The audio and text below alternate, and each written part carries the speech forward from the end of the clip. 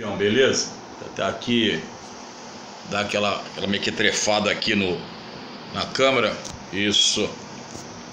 E nós vamos falar hoje aqui de outra situação, né? Hoje. Tô gravando vídeo atrás de vídeo, porra. A questão da Rússia.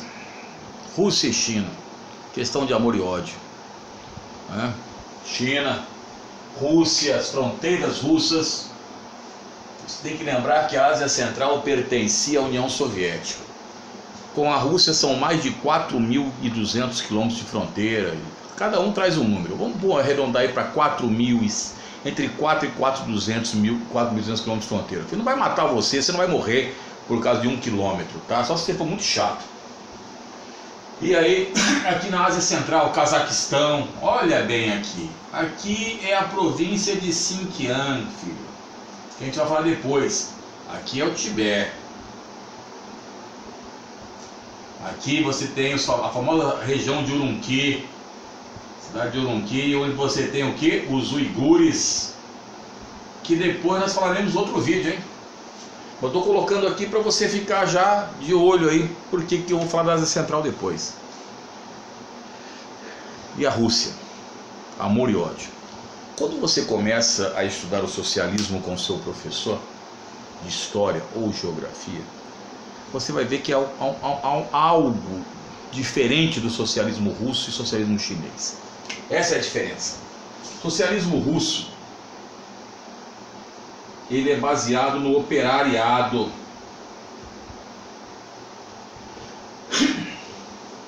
Tá? O operariado, classe urbana. O socialismo chinês é baseado na classe dos agricultores, agrícola. Por isso, já falei em alguns vídeos, quando você vai em sedes do MST, por exemplo, Movimento Sem Terra, ou outros movimentos similares de luta pela terra, independente da sua ideologia, não, que não me interessa, meu filho, não me coloca, sua ideologia não me coloca dinheiro não, pão na minha mesa, tá ligado? Então não me interessa se você é de direita, de esquerda ou de centro, o problema é seu, não é meu.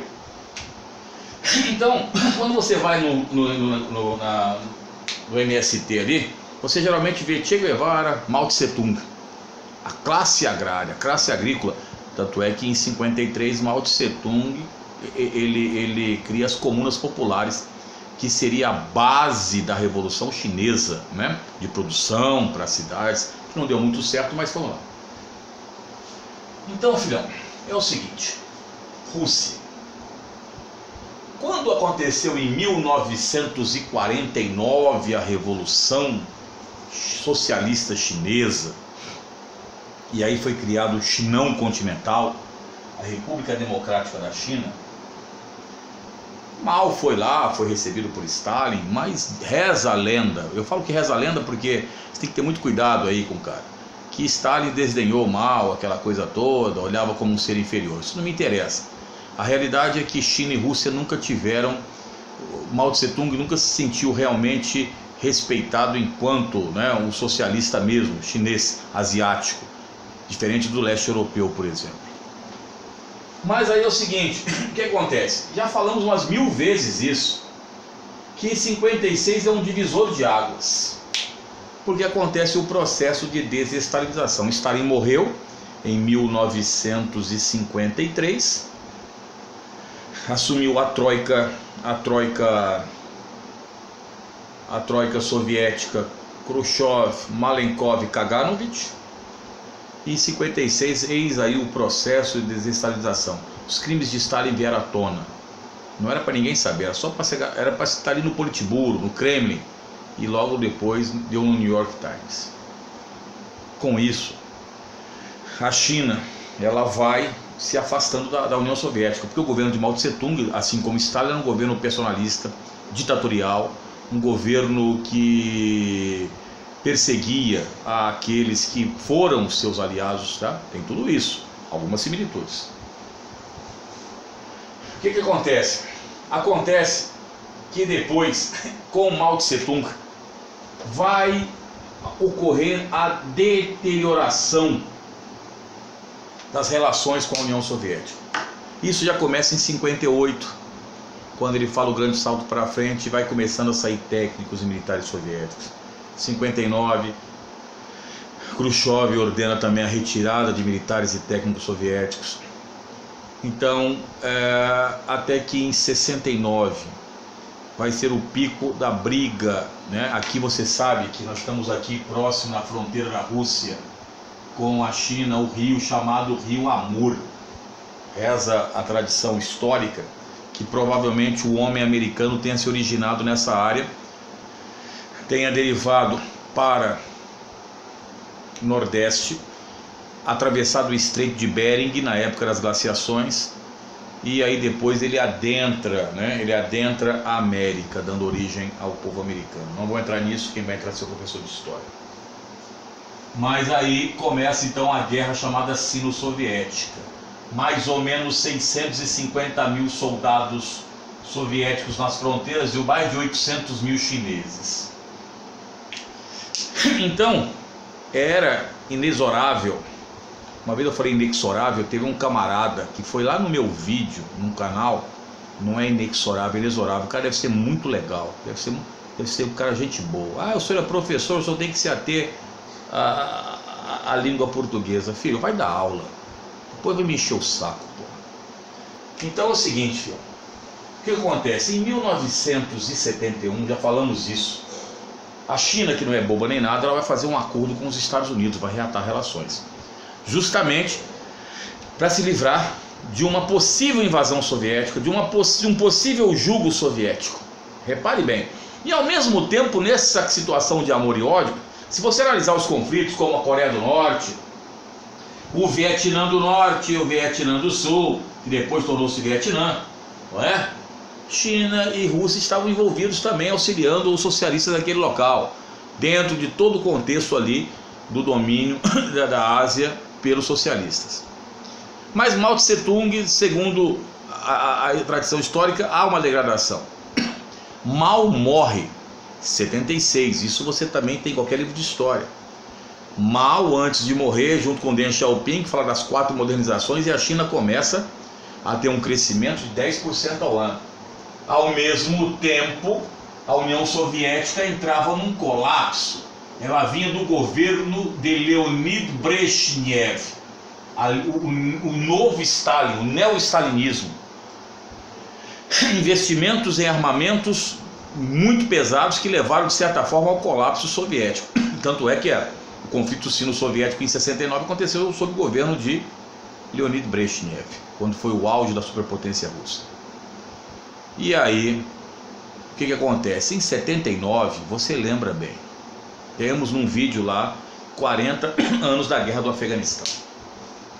Leonid Brezhnev manda soldados para o Afeganistão, né? Manda as tropas russas, os Spetsnaz e a companhia limitada para o Afeganistão. O que vai acontecer? A China rompe relações com a União Soviética mesmo, estava rompida, né? E diz o seguinte: só reataria relações com a União Soviética se a União Soviética... o Afeganistão tem uma fronteira muito pequena com a China, tá? Muito pequena, diminuta. Se a União Soviética retirasse-se do Afeganistão, o que acontece? A China vai crescendo economicamente, a União Soviética entrando em colapso. Entra Gorbachev.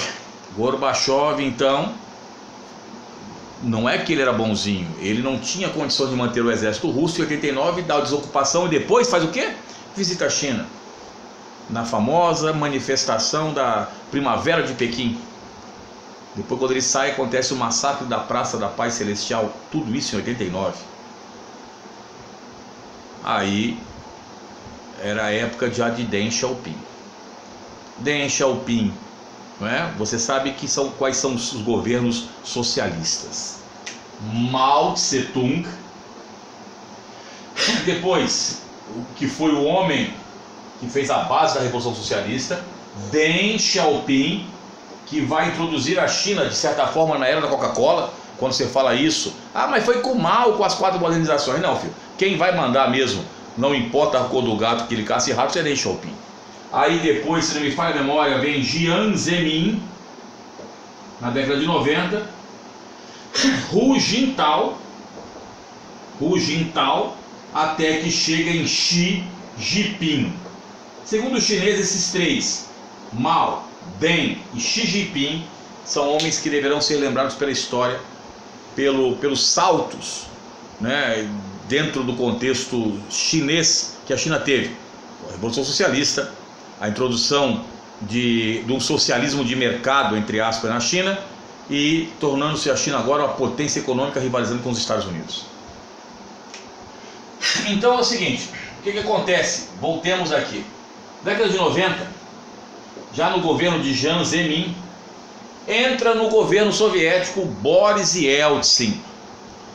A Rússia quebrada, a Rússia com problemas graves psicológicos de superpotência. E ela começa então a aproximação com Pequim, não era boba nem nada. Sabia que não teria condições de repente de um embate direto e nem de subjugar a China. Então Boris Yeltsin em 92 visita a China e começa a nascer um novo acordo entre China e Rússia, que preocupou sobremaneira os Estados Unidos. Então começam a se fazer acordos nas áreas comerciais, lembrando aos senhores que é interessante isso. Fala-se da Rússia, mas a Rússia acho que compra 2% dos produtos chineses. Os Estados Unidos compram 20%. Estou arredondando aqui, tá? Chega nem a 2%, eu acho. Repare bem isso, hein? Então, olha a necessidade da China, quando os americanos colocam obstáculos, quando o Trump coloca barreiras econômicas, alfandegárias aí e tal, nos produtos chineses. Estremece a China. Depois, acordos que interessam muito a China. Energéticos. Porque a Rússia tem aquilo que interessa a China: petróleo e gás. Professor, a China é pobre em minérios? Não, senhor.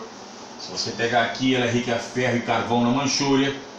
Ela é riquíssima em petróleo e gás em Xinjiang. As disputas na China, do mar da China Oriental e do mar da China Meridional, são por causa de jazidas de petróleo. A China vem aplicando cada vez mais recursos de prospecção de petróleo e alguns minérios na América Latina e também na África. Então reparem que a China, ela não é pobre, mas ela vem fazendo diversificações. Mas aí foi começando cada vez mais os acordos China e Rússia, até que um indivíduo do banco Goldman Sachs, sei lá, um banco aí, porra, não vai me interessar, não vai mudar a minha existência por causa desse nome do banco, porra. Professor, o senhor erra algumas coisas, né? É para mostrar que ninguém é perfeito, filhão, tá? O que interessa é o contexto. Ele cria o famoso acrônimo BRIC: Brasil, Rússia, Índia e China, os emergentes que serão as incógnitas que deverão direcionar a economia global depois de 2030, 2040, 2050. Segundo, né, os economistas, eles seriam a maior parte da economia do mundo em 2050. E aí a Rússia, que não é boba nem nada, você sabe melhor do que eu, que em 2001 ela faz um acordo de 20 anos com a China. Quem era o governo da Rússia? Ele mesmo, Vladimir Putin. E logo depois entra quem? Xi Jinping. Olha que beleza, logo depois vai entrar com o tempo Xi Jinping e Putin. Você pode ver que Putin e Xi Jinping hoje estão dando a mão, estão abraçando e tal, fortalecendo seus laços. E os americanos hoje têm uma preocupação muito grande. Olha que interessante como é que é.